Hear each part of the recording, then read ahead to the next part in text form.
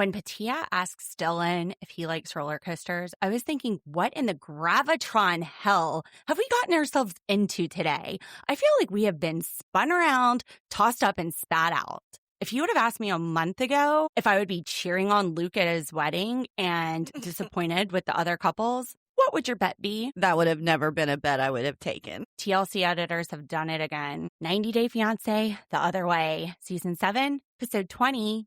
Yo! Let's watch. Remote reality, yeah, that's the key. Unlocking stories wild and free. With the hosts, side by side. Channel surfers, let's ride. Welcome to Remote Reality. I'm Lauren, your friend and attorney host who loves to overanalyze everything, including our favorite reality TV shows. And what the heck? I almost had an aneurysm today with this one. This episode was all over the place. Like the couples that usually get along are all fighting. The one that fights is getting along. And I'm like, what just happened? Are we in upside down world or something? Today. Yeah. And I'm Dee, Lauren's paralegal and smartass sidekick. And I love that we're doing smartass instead of reluctant now. Yeah, I think it fits my personality a little bit better. We are just so excited that the channel surfers are watching our favorite shows with us. Thanks for watching 90 Day, Sister Wives, Raiders. This morning, I saw we had 166 subs on YouTube. I called Dee. I don't care what time it is. Time to wake up, Dee. That's what time it is. I know. We were so excited. And then we talk about it forever because it just makes us so happy. We have been doing the YouTube channel since June, the podcast since April. So if you're new here, and I'm going to try this again. I'm pointing up. Hit that subscribe button. I'm going to put a link right there. You always do that, and I think it's down here. So we'll just cover both. That's because I do the editing. Thank you. Thank you. Thank you. Thank you. Yes. I'm like blushing right now. You left Lauren speechless, which is almost impossible to do. Hey, Chloe got left speechless this episode. True. Johny was being such a big dummy that she had no idea what to say. And you know what? Neither did I at times. Neither did I. Let's jump right into this. Do it. Let's start with Pattiya and Dylan and the joy it brings to my heart every time these scenes open and I see Jerry the kangaroo still holding on to life and not having been ground into hamburger patties by Dylan. Yeah, we're so pleased that we don't have to watch any of the kangaroos get eaten. I don't like that. I don't like the gym, which is where we're going today. Oh, gosh. Are we going to do try and buy, chest and fly, or glutes and flutes? What do you think? I don't know. I think we should do wine and Jack Daniels, honestly, in a couple of hands, and we'll just watch. Are we mixing these? It sounds like a hangover. I might actually choose the gym over that. Like, I'll just, instead of dumbbells, I'm just going to get the wine bottles. I was like, wait, are you calling me a dumbbell? No. Pattiya picks buys and tries, which biceps and triceps. I knew that. I guess that's what it was. But Dylan sits down at a fly machine, which is like a chest press. So did Dylan know what biceps and triceps are? Does he know how to work those out? I'm just kidding. Good Lord, I hope so. He looks like he can work it all out. I mean, he's got veins popping. I just thought it was funny because he is giving Pattiya so much shit on how, her posture and technique isn't right in the dumbbells and how he's just trying to help her. But she calls him out on it. She's like, dude, that's the chest. Mm-hmm. And she should be able to call him out on it. I mean, she's been working out since he was in diapers. That's what she said. I was like, you got to kind of like stop and process it for a minute when she says something like that. Can you imagine though being him and hearing somebody say that to you? I still think it's weird that my husband was graduating high school when I was in 7th grade. Yeah, that's probably a brain juggler.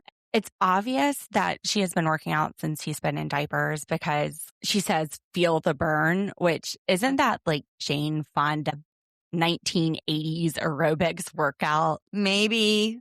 Could be Richard Simmons. Richard Simmons was before Jane Fonda or right around the same time. All I know is my husband's mom, she was an aerobics instructor in the 80s, and I just hear the stories. But she was like, feel the burn. Proof. Yeah, it had to hurt. It had to hurt. But we're not at that point now. Right now, we are just working on the chess machine, doing some warm-ups. Dylan tells Pattiya to slow down. I wonder if they forgot to change the weight and she's just over there just powering through the stuff he was going slow and using as a warm-up. She looks like she's got some good chest muscles. Yeah, it also could be, I believe the resistance actually works better when you do the motion slowly. Like it's not something that you're supposed to be doing fast. So that could be it. I don't know. I don't know a whole lot about exercising because it's my least favorite thing in the world to do. It's probably been that long for me. I'm not the one that's going to be giving the advice on that either. But I mean, like her chest sits up so high and like, I wonder if she was making him feel bad because she's calling him out on not doing the tries and buys, and then she's like powering through his set. That's a good possibility. She might have just been emasculating him, but that's fine. Go for it. I don't mind. Pattiya is feeling amazing about the engagement. Dylan, she feels like he's committed now and that she's the person he wants. So she's feeling that security going into this that he wanted her to feel, although she's still not sure about her future in Tasmania. No. Were they stomping grapes? I was not sure when she said, what was it I thought she said? Grape and then smuggling? I realized, I don't know, but I was like, wait a minute. They're like, that was the cutest thing in this little barrel or something. Like they're standing there holding each other and stomping the grapes. And I was like, oh my gosh, that's so cute. Dylan looks good in his hat. And Pattiya, she like at the gym, the woman is working out being sweaty. All the crap happens at the gym and she's just gorgeous. These stunners. I'm so jealous. She tells Dylan she's not sure and asks him if he wants to come back to the U.S. I wonder about the roadblocks here. First, Dylan has that real estate in Australia. So that's passive income. What do they do with that if they pick up and migrate to the U.S.? Good point. Does he sell the property and is he able to buy property here to rent?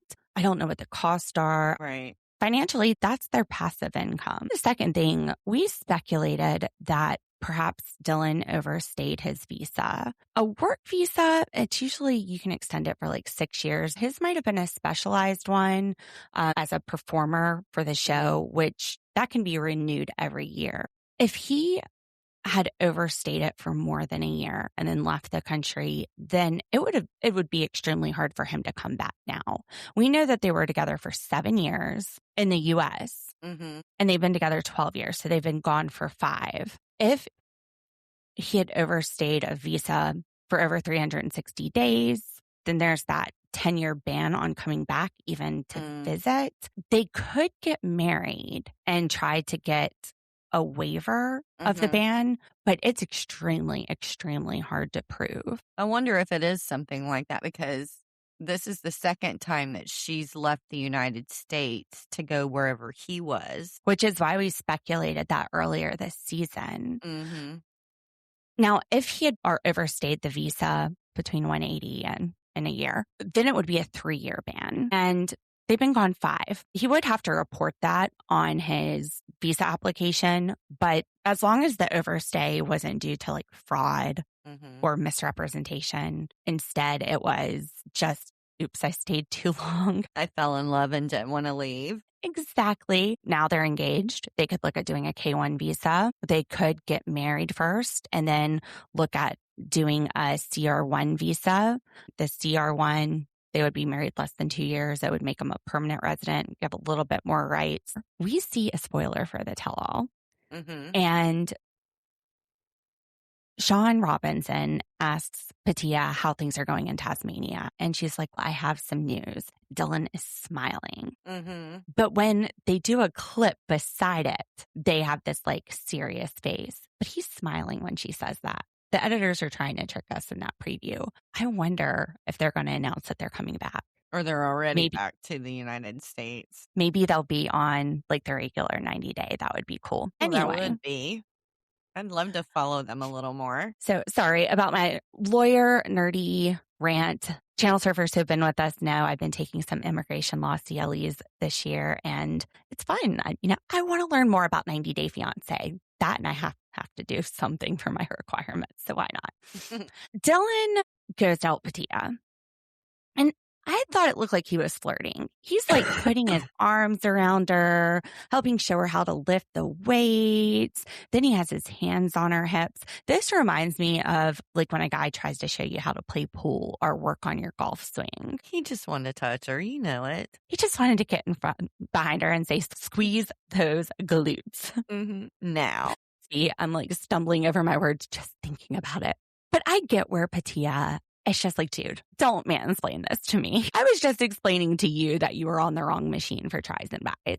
Okay. I thought she was doing better than some of the other people we've seen on reality shows trying to do some workouts. I don't know, Cody Brown. Yeah. I was thinking that too. He was doing those, you said his biceps with those free weights in a recent episode. If you're not a Sister Wives fan, this is a guy who married 4 women and 3 of them divorced him. And he thinks he's hot stuff. And he's lifting these free weights. He is using every muscle in his body to lift it. At least Pattiya was focusing in on a muscle group and not moving her entire body. If Dylan wants to give advice to someone who probably won't want to take advice and thinks they know everything, maybe go help Cody out, because I think he's going to hurt something. Cody Brown from Sister Wives. Yeah, for sure. Who was it on Hunt for Love, though, that did like the coconuts or something? Weren't they like lifting coconuts out on the beach? They all were. Usman. Yeah, Rob. but one of them was having a really hard time with it. And then. Was that Usman? I think it was. I think it was. Yeah. Yeah. So Dylan, far be it for Pattiya not to want to take the advice of somebody who's like, let's do synchronized weightlifting. Never heard of it. Maybe he could teach me something. She thinks he's being controlling. I think he's being hurt. He says he wants to help her. He wants her to be the best version of himself, which so many guys have this savior complex and they just want to help. Like you tell them a problem and instead of just listening to what you have to say, they just want to jump in and fix it. Yeah, I do that too. I like with my kids and stuff. That too. Yeah, especially my kids. But so many people. I don't really think he's that controlling. He's very self-disciplined. He likes to see that structure around him, and he's trying to give her some pointers to kind of help her in a direction. I don't think he's trying to control her. He was thinking, oh, I'm being flirty. I'm helping. This is a fun moment. And then she rejects him. And all of a sudden, he's seeing this as a microcosm of all the issues in their relationship. Everything just comes to the foreground. And I mean, everything. Dude starts talking about finances, which why are we talking about credit cards and a fast spending lifestyle? Even Pattiya, she doesn't understand why he's nitpicking her right after they got engaged. Yeah, she doesn't understand where it's coming from. They talked this horse into the ground. And I get it. Like, you have 6 credit cards. I'm worried about you having 7 or 8. And I want us to talk about big financial decisions. I want you to respect my opinions when I give input. But this isn't the place to bring it up.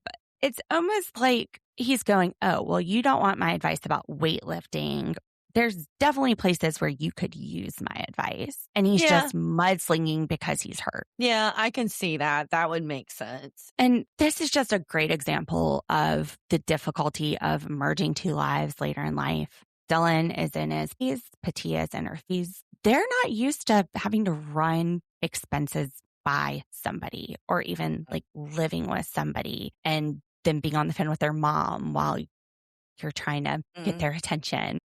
And that's hard to all of a sudden go from being able to buy whatever you want, going on those $15,000 to $20,000 shopping sprees, to somebody saying, give me a heads up before you buy that bag. And, you know, they're going to say no.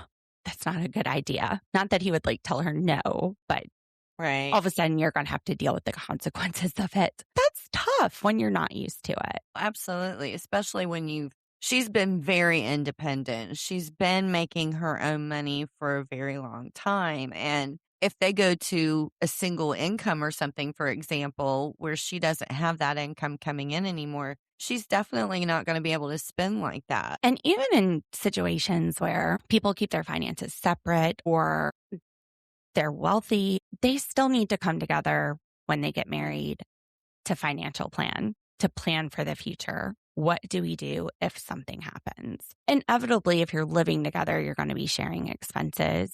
Just merging their lives. I mean, I think this is something that a lot of couples go through. But again, Jim, probably not the place to be bringing this up. Now, do you notice how Pattiya says Dylan is controlling, and then Dylan says Pattiya is controlling because she freaks out when he talks to his mom and she's just like, you're full of shit. But they both accuse each other of being controlling. And then they both accuse each other of being dramatic. In ITMs, Dylan says Pattiya sometimes enjoys the chaos and drama. And then at the end of this, Pattiya is saying that he likes the roller coasters and he's full of drama. Are they just two peas in a pod here? I was going to say they're just both adrenaline junkies. They belong together. Two peas in a pod, whatever you want to call it. So as if the finances weren't completely out of left field, which goes into the control. I don't like you controlling me. I'm not controlling. Then we go into Dylan saying, you can't be controlled, Pattiya. Like, you do whatever you want. She's like, I do what I want. That was a very good point. But what he says then is, if I were controlling you, you wouldn't be stripping, which, oh, I'm sorry, you're an exotic dancer too. And you've known this is her occupation since you met her. If this is the person you want to be with, you gotta accept who she is. If this is the person you want, then you have to accept all of who she is. And then it gets even worse because Dylan says that she has high rollers' phone numbers in her phone, which makes sense. Like, these are good paying customers. And then he starts talking about how she goes out at all hours of the night with guys and he doesn't know what she's up to. And when he asks her about the champagne room, she brushes it off. Does she brush it off, like dodges the question, or does she give him an answer and he just doesn't believe her answer? And he's saying he doesn't know what happens in the champagne rooms and she's at hotels. He's saying that I'm a prostitute. I am an entertainer, not a prostitute. I've been telling him for 12 years that I'm not that kind of girl. And he still isn't listening. So she gets up and walks away and goes into the bathroom, which, Dylan, take a page out of Pattiya's book here. He felt rejected. And then he starts with, well, here's all the reasons you should listen to me. And then it just spirals. Had he taken a moment, said, I really care about you. I'm a little frustrated right now. Everything's going to be okay. I just need a minute. And then he stepped away, we would be in a whole different place. Just like that minor adjustment. Because I don't feel like they're horrible at communicating, but nobody is good at communicating when they're doing it out of anger or they're offended. And you know what? Pattiya, she is an entertainer. She is a Vegas exotic dancer. That's like the top of the game here. She's not dancing in some little dive bar out in the middle of nowhere. Right. She is an entertainer. Yeah. Respect that game. He should already know this. Like, I'm wondering if it's just some kind of way for him to lash out. They've been together for so long. I just find it hard to believe that this is still an issue with them over and over and over again when they know that this is the profession that she's in and what level it is. And she's got to be sitting here thinking, I'm engaged to this guy and he doesn't know me. He doesn't know that I'm not the person that is taking extra tips for sexual favors in the club. Well, or maybe he does know her. Maybe he knows that saying what he said would set her off. And that's exactly why he said it, because you think that he might have been hurt. So this was his way of, okay, I know this gets to her when I say this, so I'm just going to say it. Again, one of the reasons I think this is out of hurt. After she goes to the bathroom, she comes back out and they sit outside. And she's crying. At first, I thought maybe this was an act, but she's really upset. Oh, yeah. You can see the tears on her lashes. Although I do have to say, when she was initially wiping her eyes and walking to the bathroom, I'm 100% sure TLC edited in those crying sounds. Oh, my gosh. She comes out of the bathroom like very composed and, but no, the tears outside, very real. We're not talking Robin Brown tears from Sister Wives. These are real. And I get it. If I had told somebody for 12 years I'm not a prostitute and they didn't believe me, I probably wouldn't be engaged to them. But then again, after 12 years, she probably also realizes Dylan can say things out of being hurt. It cannot be easy to be a partner to somebody who does exotic dancing at all. And God, even as good looking as he is, I'm sure it still triggers some kind of insecurities with him. all right, here's my take on it. Why is it that men can go around without shirts, but not women? I have no idea. Seems like a pretty big double standard. I've seen men, well, not with bigger boobs than me, but with bigger boobs than some women walking around on the beach. Why Right. can't we free the titties? Why is there so much shame around it? I don't I mean, know. maybe they just don't want to see my disgusting saddlebags that are hanging down, to my knees, but they're boobs. Woohoo! It could go either way. If he's an exotic dancer, she could very well have insecurities about it too. It goes both ways. They're both in the same profession, which probably actually helps in some regards. But then again, it makes him look like a hypocrite. Yeah, it does. I don't know if he's doing champagne rooms. That's the thing. If he's doing champagne rooms and things like that, he should know what's going on.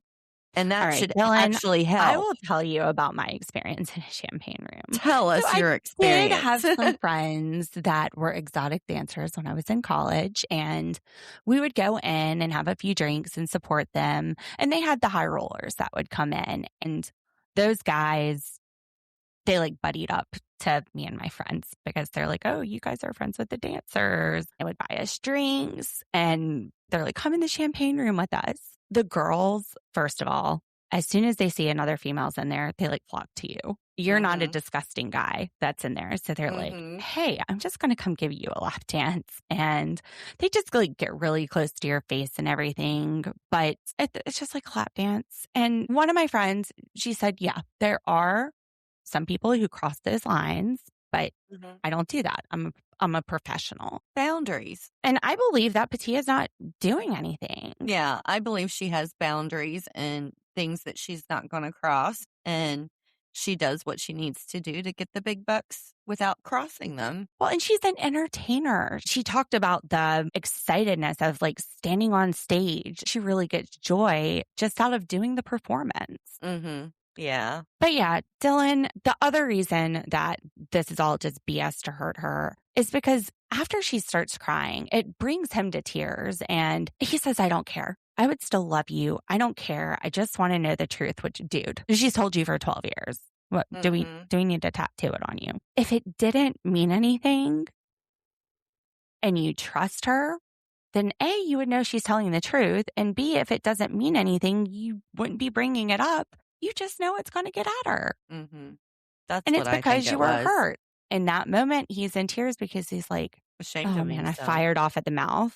Right. Yeah. Speaking of ashamed of yourself, should we go ahead and jump into Chloe and Johny? Let's do it. Or should I say not being ashamed of yourself? Quickly, though, before we jump over to the chaos of this episode. First of all, I think I figured out who likes the drama more. Between those two? Yes. Between Which one do you? Dylan and Pattiya. Which It's one? Dylan. It's Dylan. Because at the very end of this, he goes, I love this crazy, beautiful love, and I wouldn't trade it for anything in the world. And Pattiya's like, yeah, it's crazy. So I think Pattiya was right. Dylan's the one that likes the roller coasters. All right. And then part 2, let me go ahead and share this.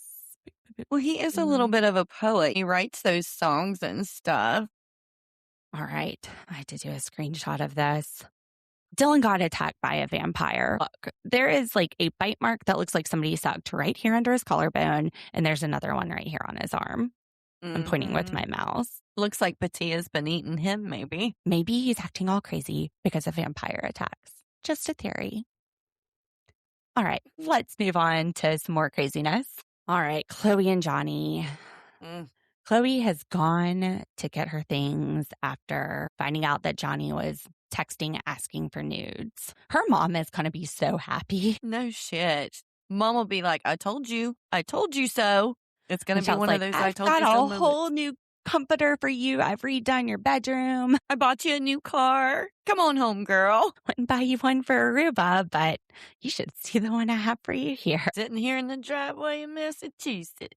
In last episode, we left off with Chloe coming in, Johny saying, "What do you want?" And she's just crying. She wants to go home. Bless her heart. I was surprised she started off by apologizing to him. Mm-hmm. She said she was sorry for saying things to him that made him upset. So I think she was talking about his mom. Mm-hmm. That's what I was assuming. Don't apologize. I am sure his mom would be disappointed in his behavior. So much WTF here. Johny is actually making me side with Chloe. Yes. Actually, in this episode, I find myself siding with Luke over Johny, which is unforgivable. Oh my gosh, that is unforgivable coming from you because you're like the biggest Luke disliker of all people I know. The world's been flipped upside down. Johny is sitting there like, I'm not trying to excuse anything, and I'm sorry, but I'm just a guy. So what? I like women. Get this douchebag off of my screen. What the I know hell?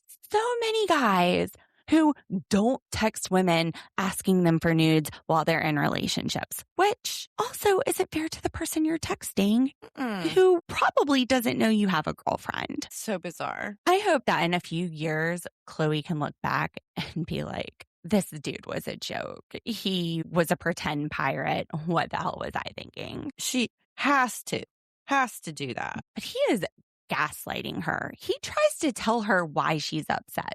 She's upset because she didn't know who the girl was. And they're talking about he had this folder with pornographic videos with him and past flings and nudes in it. And he was texting one of the girls from those videos while they're in the diary room, the ITMs, asking for nudes. And he's like, no, you're just upset that you didn't know who she was. Because when you asked me, I lied to you about it. You're just mad that you didn't know. No, she's mad because you lied to her. Way to try to shift this blame on her. And then he says, well, you saw the video, almost like you should realize that that was that girl. Like you've seen that video before. I'm sure what was focused on in that video are probably parts of the girl that she wouldn't recognize. And she at least had enough suspicion to ask you time and time again, and you deny it. Right. Well, and he's also going at her for getting in his phone. You shouldn't have gotten in my phone. Well, why would you do that? That's my phone. And she's like, but I was right. I was right. All right. Where do you fall on this? I do not believe in going in somebody else's phone. No, absolutely not. Agreed. Two wrongs don't make a right. Right. But right now isn't really the time to bring that up, Johny. No. It's time to eat some humble pie. It's time to accept responsibility, which is not what he's doing. He is shifting the responsibility to Chloe. She went in his phone, and then she is a horrible person because she is taking screenshots of old stuff that happened before we were together and using it to make her friends think that he's some horrible guy. Newsflash. They already think you're a horrible guy. They said that you've done this since before her. That's a reflection on you and your behavior, not what she's showing them, which is the truth about you. Here's the thing. If you were being a great boyfriend, would you care that she was going and telling her friends all of the things that you did? If he was being a good boyfriend, is that what you said? Yeah, if he was keeping his nose clean, doing what he should be doing. Yeah, and she's talking about how great her boyfriend is to her friends. He probably would not be caring. No. The only reason behind this fatwa on talking about their relationship is because he is screwing up in their relationship. And he doesn't want to take accountability for it. He doesn't want to hear it from someone else. He doesn't want to hear how his mom would be disappointed in him. And that probably does hurt. To know that you aren't living the way that she raised you. I'm sure. Look, he's on a freaking show. Like, how much is he going to be able to hide? He's got a girlfriend who is freaking Inspector Gadget. And he thinks that lying and saying I didn't have sex with a girl when he has a video of him having sex with a girl in his phone is a good idea. Or that I got rid of this folder of pictures when he still has it, you don't think she's going to figure this out. The one that is tracking you with cameras everywhere. Yeah. I wouldn't be surprised if there's not girls coming out of the woodwork at this point. He is so dumb. He is. And then he wants to tell her that she's a child. No, he don't get to do that. Not after what he's done to her. He is taking such an immature view on this. I'm a guy. I like women. I'm bored. Mm-hmm. He's the biggest baby here. When I hear him talking, this is all I see. And if you're on YouTube, you see a gigantic baby face talking. Because, yeah, he is a baby. Okay. Chloe, not the most mature person, but she's 20 and she's figuring life out. And you know what? You're a freaking cheater. So should she have been looking in your phone? No. Should she have been putting cameras on you, putting trackers on you? No, absolutely not. She should have broken up with you from the jump if she had to be in that position to be able to be in a relationship with you. Like if you have to go to those measures, break up. But you're 32 years old. You play pretend pirate and you can't take accountability for lying to somebody, for cheating on somebody. That is a gigantic baby. The inability to take accountability. What do you think? I agree. He's just chasing his ass trying to come up with stuff, and everything that comes out of his mouth is just stupid. So stupid.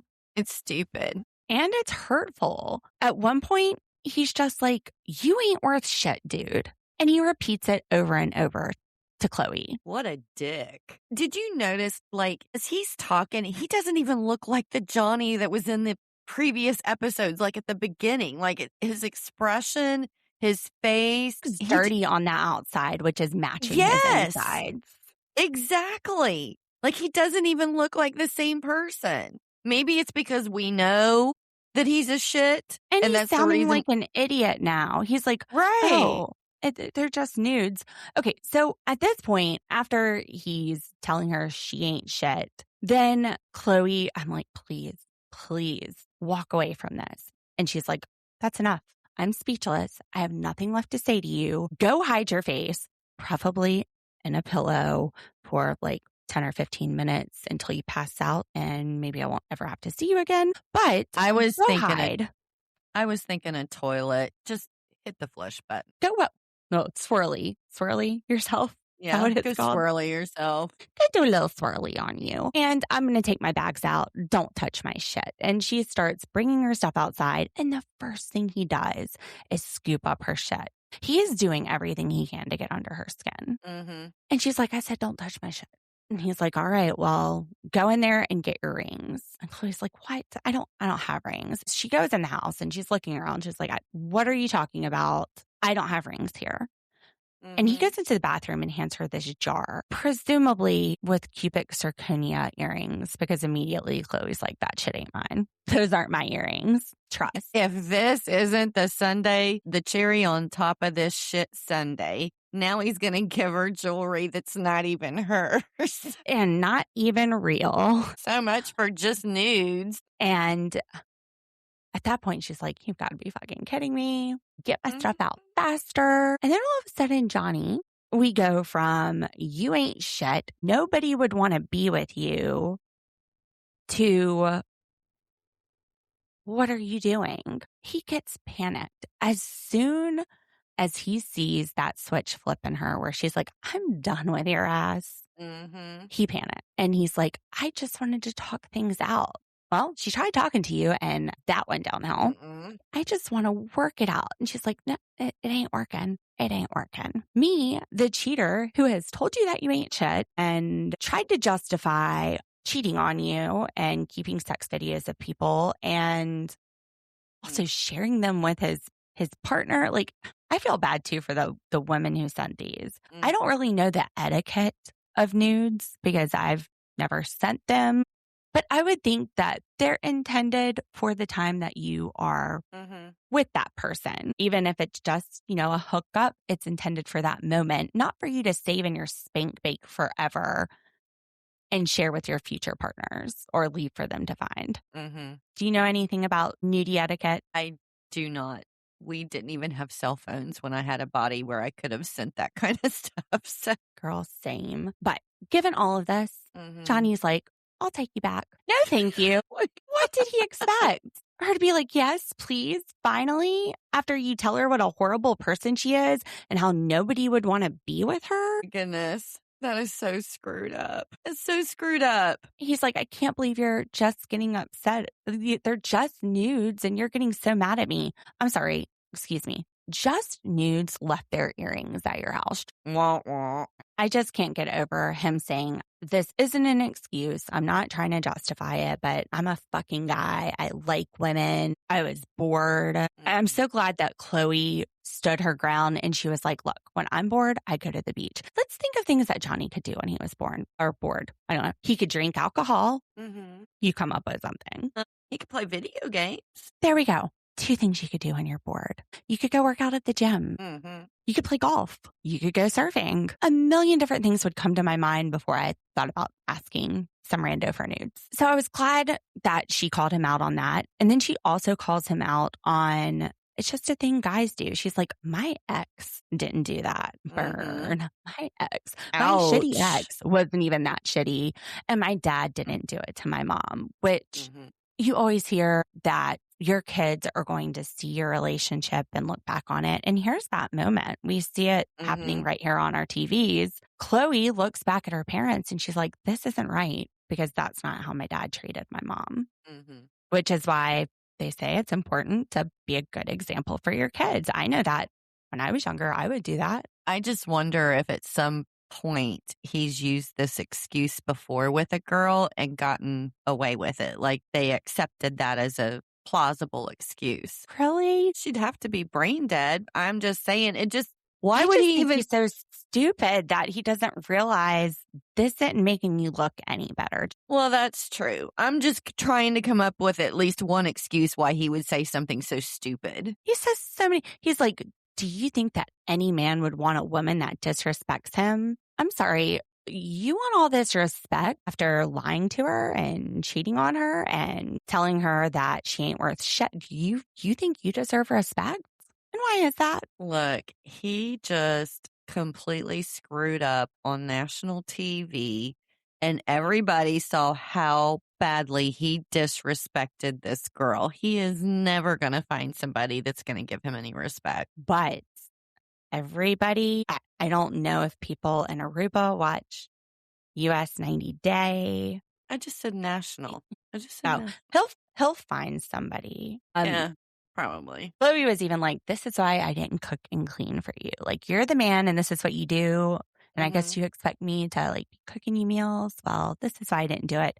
Chloe, look, future relationships, just embrace it. If you're not the cooking and cleaning type, that's fine. I'm neurodivergent. I'm definitely not that type. Oh my God. And our microwave broke and it's part of our oven. Anyway, so we can't just go out and get a new microwave. I swear to God, I'm starving right now because I don't cook and I can't microwave. I don't have a microwave to make myself food. So it's okay.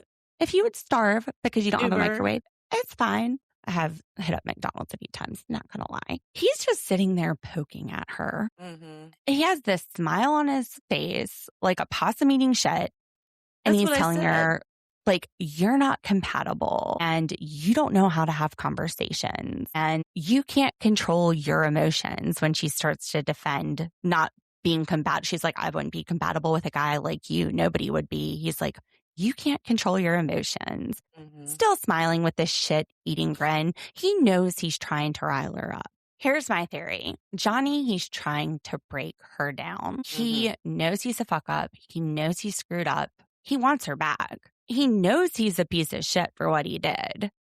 So let's tell her she's a piece of shit. Let's point out all of the bad things about her. Let's criticize everything she does. Let's tell her that I don't want her back. And he continues to do this as long as he's getting a reaction. He's like, she's engaging with me. This is good.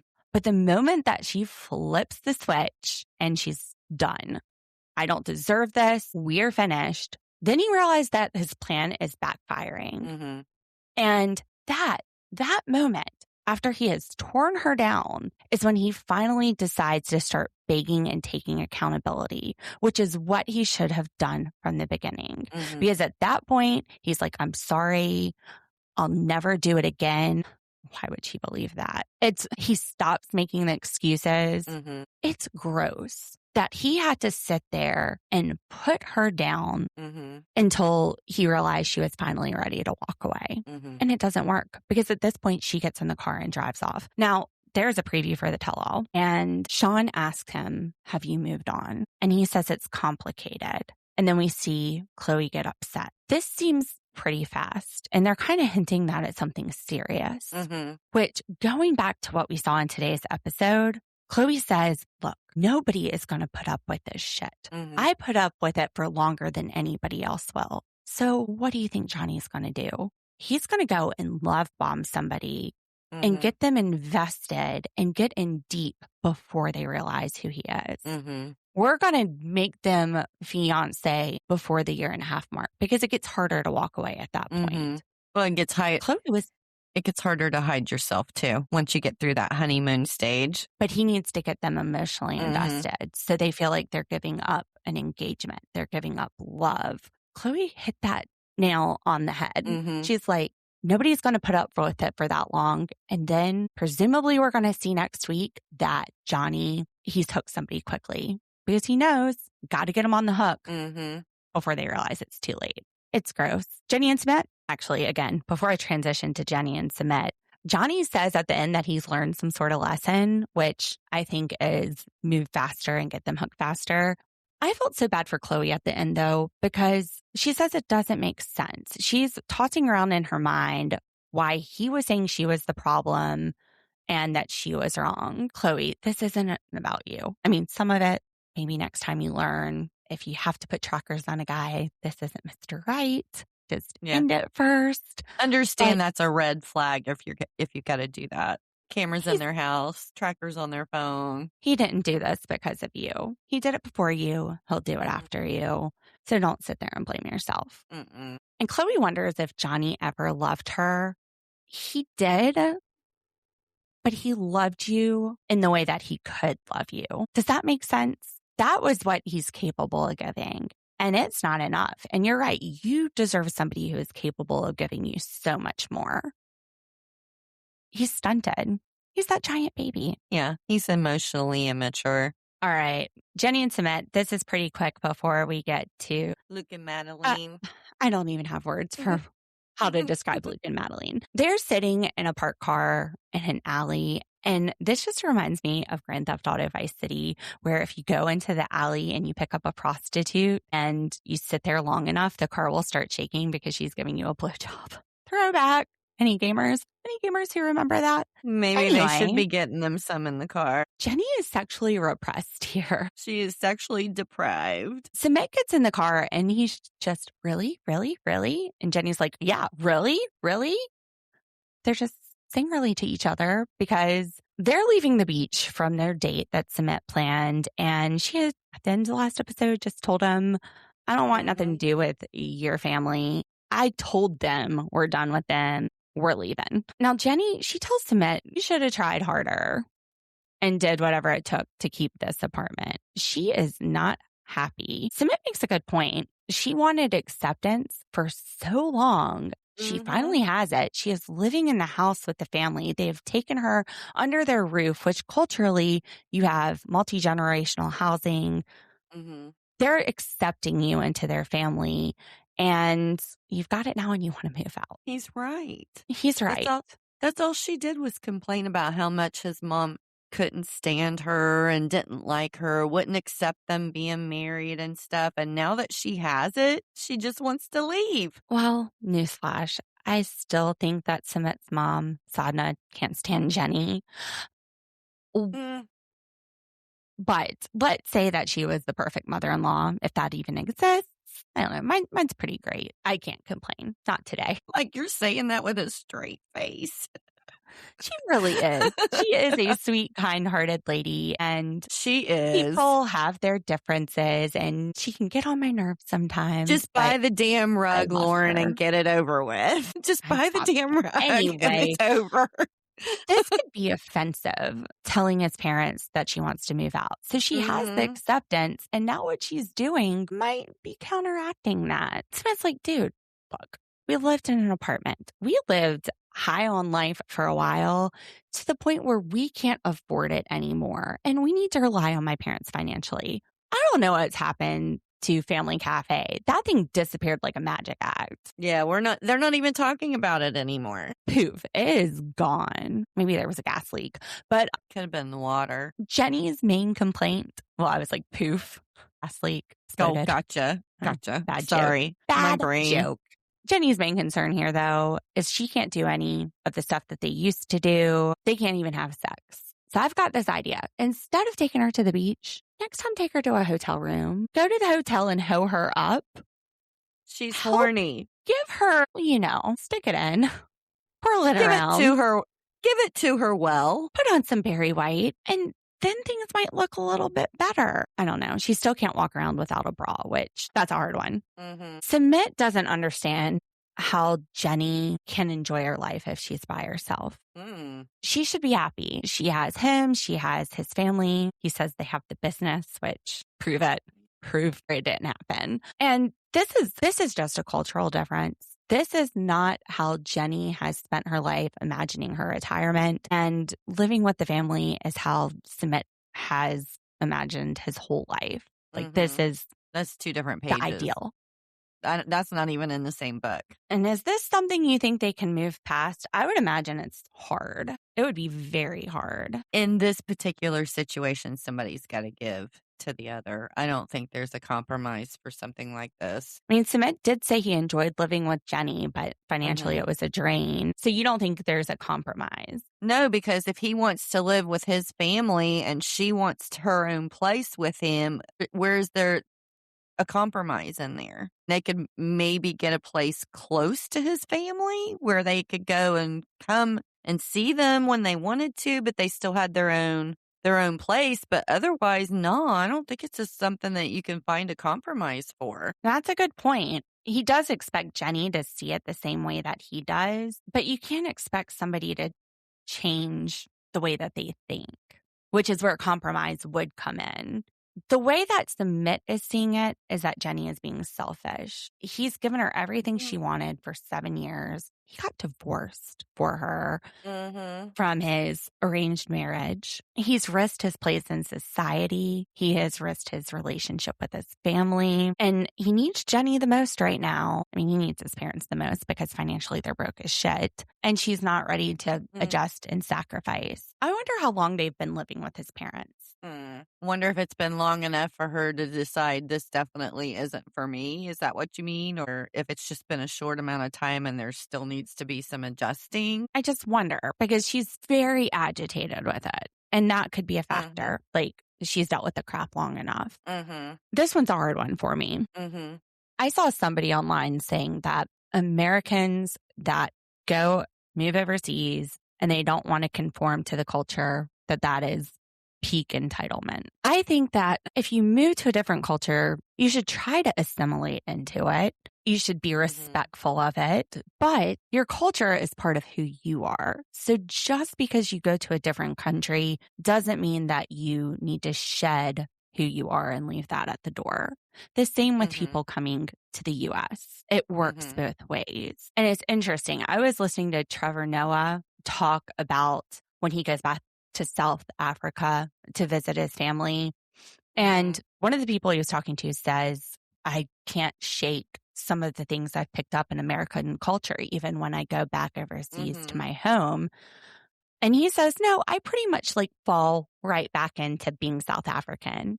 But the one thing that he noticed is the idea that you can make anything happen. That is very American. And that is a mindset now that he was discovered by Jon Stewart and on The Daily Show. That's something that he can't shake now, which was so interesting. So even though he goes so much back to where he came from when he goes home, there's a part of American culture that now goes with him. So Jenny, she hasn't learned the language. It is harder to learn languages though as you get older.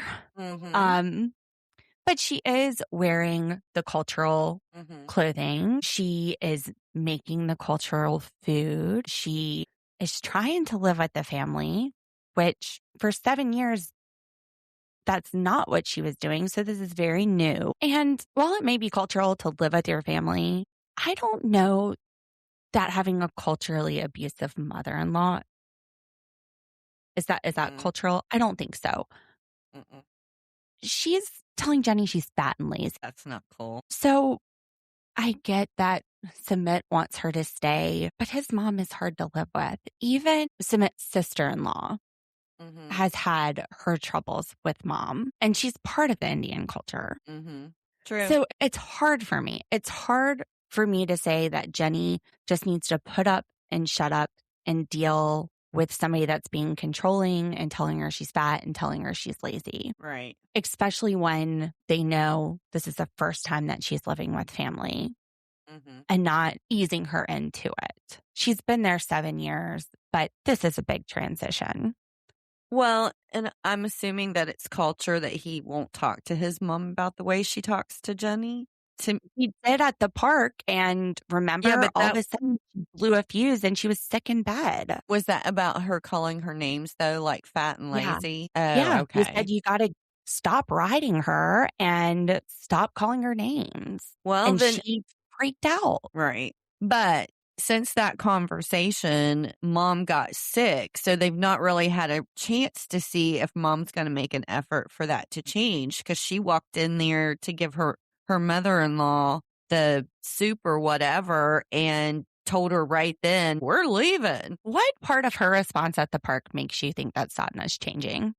I'm just saying, maybe she calmed down and thought about it and is going to try. I don't know. I'm just trying to. You didn't watch earlier episodes with Johny and Sumit, but his mom threatened to unalive herself if Sumit stayed with her. I didn't. There is emotional manipulation here. Okay. See, I'm looking at this from a completely different perspective, because I've never seen any of the episodes with Johny and Sumit before this season. So does that definitely changes my thought. To me, it's not just this is not something that's going to change.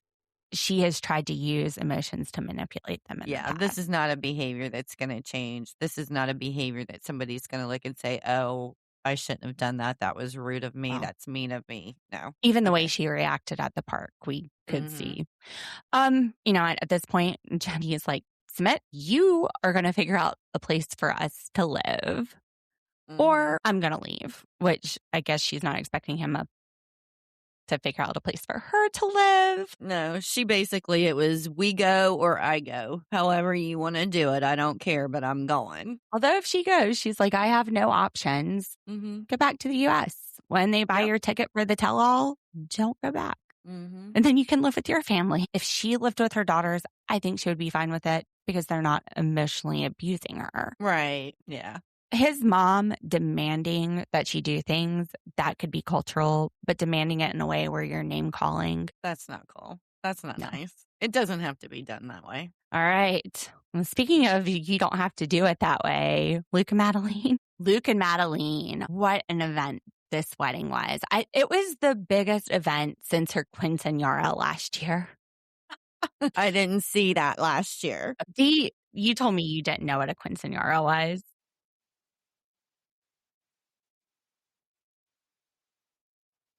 I've got it Googled up on the screen. In Latin America, for a girl's 15th birthday, it's like the sweet 16 here. It's the big deal.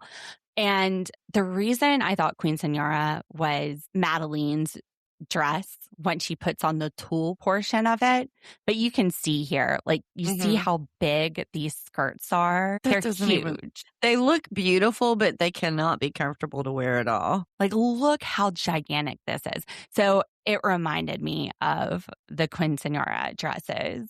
They're really gorgeous. So it's beautiful. it is a big event, big celebration. And her dress reminded me of it. It's not far away from being 15. So they're at a resort called the Bliss Club. I love that they were using lavender for the flowers. That was so pretty. It was very pretty. And that's my favorite color. I love purple. Purple's my favorite color. The puppies were so cute too. The one had the little pink dress. Adorable. For my wedding. Okay, just like real quick recap for new channel surfers. We told our families that we were going to have a Christmas pajama brunch. And we had it catered, and we all show up on Christmas morning, and my husband and I come out in a suit and dress with a notary. And it was a surprise pajama breakfast with our families. But Wedding. Wedding. My husband was 40. I was 34 when we got married. And I made my dogs. I had 4 dogs at the time. They were my bridesmaid and groomsmen, and they had little dresses and little bow ties on. Not as cute as this, though. This is very cute. I was a big fan. I'm sure people are like, that was stupid, but I thought it was adorable. I was a big fan. I'm a doggy person, too. I love the puppies, and they are so cute. I mean, they're the size as squirrels, but they are adorable. Her bouquet was white lilies, which my favorite flower. So I was a big fan of that. The dude on the hoverboard watercraft thing that was doing the entertainment, that was really neat. I've never seen one of those. I've seen some video of them, and they're very fun to watch. Very fun. Besides the helicopter, we'll talk about that as it comes into focus. What else did you notice about the wedding? Her dress was gorgeous. We talked about her dress. It was the gorgeous. dress. Yeah. When I originally saw the dress, I was like, oh, that's so pretty. All the sequins and the see-through meshy kind of material on it. It looks like ice skating material or something. Yeah, I'm not going to lie. We've been watching Traders with Tara and Johny, and it did look like she was about to go to the ice capades, kind of. Yes. It was completely rhinestone. Mm-hmm. I did not expect the large tulle skirt that we see her get out of the helicopter with. Wasn't a fan of that. I wasn't. I liked the dress by itself before she put the skirt on it. But I assumed that it was cultural. Yeah, maybe something like that. The skirt was more for the wedding, and then it was removable for the reception after the wedding. But she looked amazing in it. That fit her body like a glove when they put it on. It would have fit me like a sausage. I would have kept this skirt on to hide the rolls. Let's be honest. Her Aunt Paula's dress, too, so pretty. Mm-hmm. And her aunt, dazzling. Just beautiful. Yes. Beautiful. Yes. I'm not going to lie. I kind of thought we were going to see ponies in a big bouncy castle. A little disappointed. Maybe a ball pit. Luke, he was using a steamer for the first time. I wonder if he's ever even ironed something. He's like, oh, I've never straightened something out before, or if he's just never used a steamer. I'm going to put bets on never ironing or steamer. I'm thinking he's an iron guy. Luke, remember, he is very into his looks and his fashion. Yeah, but I'm thinking it comes straight from like a dry cleaner already ready to put on. I'm not thinking he's doing any of this stuff. That is an excellent point. I don't iron. I have a steamer. Do I know how to? Yes. Would I probably burn it? Yes. So Aunt Paula, they are getting ready, and she brings 2 huge glasses of white wine. And I have to remind myself the drinking age is different. Mm-hmm. She's old enough. Now, Madelein tells her Aunt Paula that Luke's dad approached her last night. And I am so glad about the response. She told Jim, I respect that you're Luke's dad, but that doesn't mean what he's doing is right. Like, what he's doing is still wrong. Mm-hmm. I just love that she stands up for herself. Now, Jim, it's the wedding day. He's asking Luke today if he has doubts. And he asked this to Madelein last night. And Luke, he's like, yeah, I've got some doubts. We have been arguing nonstop, but I love this girl. I feel like I'm ready. And later he says the wedding's probably been called off 10 times. Who knows at this point? You know what? Just take those red flags. Let's make some flowers out of them and put them in the bouquet.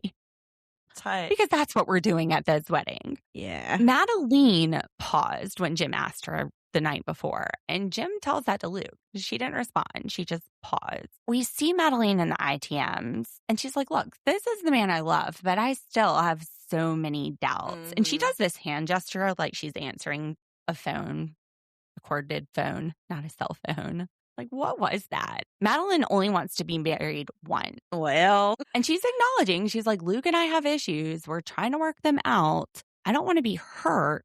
It's almost like she's not leaving to avoid the hurt, but staying in this is just going to lead to a bigger hurt when it doesn't. yeah, she's put all of her eggs in one basket here. Well, she's tried to leave a few times, which I've got a helicopter theory we'll get to. Okay. Aunt Paula tries giving a pep talk. Marriage ain't easy. It's overwhelming. You have to rise above family and money. Like, what do you mean rise above family? Like, I get rising above money. What does she mean by rising above family? I don't know, unless there was more. Maybe she's talking about the dad. Maybe there was more to that conversation than we saw. That could make sense. She's like, the love is beautiful and you should fight for it. There's a time, though, that you can put down your dukes. Take off those boxing gloves. I'm going to disagree with Aunt Paula here. Yeah, I just love it when all of these people just think love has everything to do with it and nothing else. There are so many things that if they're not included, love don't make a difference. It's just not going to work. Compatibility and commitment. Trust issues. I heard somebody the other day saying that marriages and relationships are declining. More people are alone because marriage used to be focused on the family and now it's focused on individual needs. Anyway, off that soapbox, what do you think about Madeleine wearing black underwear while trying on her wedding dress? Any thoughts? It's like, what you doing? What are you doing, girl? I think black is actually what you're supposed to wear under like white or what not to wear? Yeah. Yeah. There's something about wearing black. I've heard some people say nude. Maybe it's nude. Maybe I'm confusing it with nude. But I think it's black. I feel like you'd see my underwear lines. It's supposed to do something. I can't remember, but I want to say that you're supposed to wear black or nude, not white. Let me Google it. Okay. It can be a deliberate fashion statement for a bold, contrasting look, but for an invisible effect, not usually ideal. Okay, then it must be nude that I'm thinking of. The nude color. That might make a little sense. I felt a little bit good that when they put on her dress, her skin pinched together some. I'm like, mine pinches. I have little flaps every time I button something up. I'm not alone. It even happens to Madeleine. I don't have flaps. I've got rolls. I'm just going to be nice and call mine flaps today. Okay. I got muffin tops. So we're getting to the wedding. Jim is standing up there with Luke and he's like, do you need Kleenex? He's going to need some towels. I have never seen somebody cry so much at a wedding. Oh my gosh. When he saw her. I'm assuming they were happy tears. I'm assuming so too. He was just blubbering. So tell us about, somebody was saying they want to hear Dee talk more. Dee, tell us about the entrance. She came in. I'm sure you have words for this. They're about to learn why I don't do most of the talking because I'm a woman of very few words. Cool. We get on the phone and you start going off and I'm like, save it for the podcast. Save it for the podcast. Yeah, and as soon as I hit record, I'm like, camera shy. I'm camera shy. And they didn't want me to talk more. They just didn't want you to interrupt me when I did talk. I never know when you're going to say anything because it's so rare. I know. And I'm also getting over being sick. So the more I talk, the more I want to cough. So, all right. Well, let's lose your voice. Tell us about Madeleine's entrance. She comes in the helicopter, which I just thought was a bizarre choice. Not a fan of it at all. But then it starts like squirting some kind of like mist or smoke or something out the sides of it. I'm like, what the hell is that supposed to be? Like, what is it? Orange mist. Do you think they tried to save some money and they went and got a crop dusting helicopter? Is that a thing? Are they crop dusting everybody? Are they spraying Agent Orange? Are they poisoning? Orange. It was literally orange. They're poisoning the guest? I don't know what they're doing. What was that orange powder? I don't know. I did not know what that was about. I honestly did not understand even what the helicopter was about. I could think. Theory. I got the theory. Okay. What's your theory? How many times has Madeleine called it quits on Luke and tried to leave? Oh my gosh, probably so many 12. We can't count. Yeah. So let's say we get into a runaway bride scenario. Madeleine is coming into this still not super sure, which isn't great for your wedding day. But every time in the past that Luke has chased her, she just goes right back to it. Mm-hmm. Today is going to be high pressure. If she tries to run on foot, which we got to talk about the heels. I don't know how she's even walking. And Luke tries to chase her. He's going to catch her. There's going to be high pressure with all of these people. Mm-hmm. What would be a way to leave where Luke can't go after you? You get in that helicopter and fly your ass away. He ain't flying after you. He doesn't have wings. I don't think this was so much of an entrance as an escape plan. The Flyaway Bride. That makes sense. It works both ways. So if she does get married, it's this magnificent entrance. And if she doesn't, it's a magnificent exit. Either way, the show has great material. It's amazing. Yes. She gets out of the helicopter and she starts like shooting the peace sign and waving. I feel like Madeleine was hyper aware that she was being photographed throughout the whole wedding. She got off of that helicopter like she was a celebrity. She did. It's almost like she wasn't in the moment, though. Even at the altar, when she's kissing him, she keeps posing. That kind of gives me some concerns. This is supposed to be one of the most beautiful days of her life, the day that she's getting married. And if she can't even live in the moment because she's too busy thinking about the photo shot and things like that, that's not good. It also gives me concerns about our society where she feels like she needs to maybe have the perfect social media, and that's taking her out of the moment on her wedding day. Could you tell? Yeah, but I always think she's kind of dramatic in everything that she does. I didn't think a lot about it. She's just dramatic. She is dramatic, but she was posing. Like she would kiss him and then take her hand and like pose his face beside hers. Well, maybe then she's building a modeling portfolio. Perfect excuse. Luke, pay for a wedding and I'll I build get my me a modeling portfolio. What better shots than getting off of a helicopter to have in your portfolio? Luke's done spent his life saving On her modeling career. I love it. Good for her. So Luke is bawling. She gets off that helicopter. I don't know if he is crying because there's everything he's ever worked for in his life, shooting out of an airplane, helicopter, whatever it is. But he like starts crying in that moment. Even Jim is getting teary-eyed. He's crying throughout the entire wedding. We see him crying at the reception. We see him in the dang ITMs when he's talking to the producers, reliving it, crying. Pull yourself together, man. Maybe they're not happy tears after all. And Madeleine, she has a stone face. Like she's been Botox beyond movement. She isn't having any sort of reaction to this. We don't know what kind of reaction she's having. It's not that she's not having any. We're just not seeing it. I wonder what her shoes looked like. She was towering above Luke. Like, is he a short king? Yeah, I noticed that she was towering above him. And I'm usually good at remembering when couples have a woman that's taller than the man. And I do not remember that with them. So I'm like, what kind of heels does she have on that she's actually that much taller than him? The kind that require two people to walk her down the aisle, which who was that handsome man walking her down the aisle? I don't know. He was cute. Like they didn't even give us the little name to the side of the picture or anything to tell us who that was. It's even cuter that he's mysterious. Yeah. In their vows, Madeleine thanks Luke for teaching her independence.